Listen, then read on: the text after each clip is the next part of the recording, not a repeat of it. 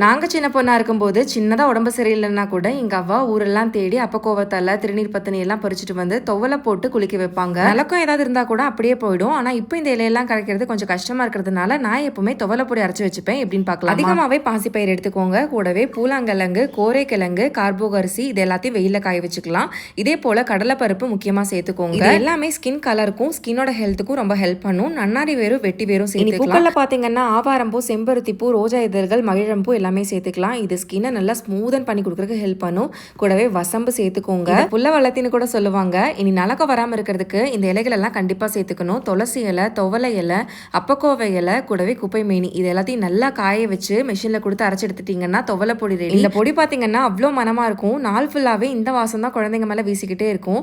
இதனாலேயே நலக்கம் வராது, பூச்சிக்கடிகள் எல்லாம் எதுவுமே அடிக்கடி உடம்பு சரியில்லாம போகுதுன்னா இந்த பொடியை கண்டினியூஸா யூஸ் பண்ணுங்க. இது ரெடிமேடா வேணும்னு நினைச்சீங்கன்னா வீர் ஹர்ப்ஸ் ரீச் பண்ணுங்க. கான்டாக்ட் நம்பர் ஸ்கிரீன்ல கொடுத்துருக்கேன்.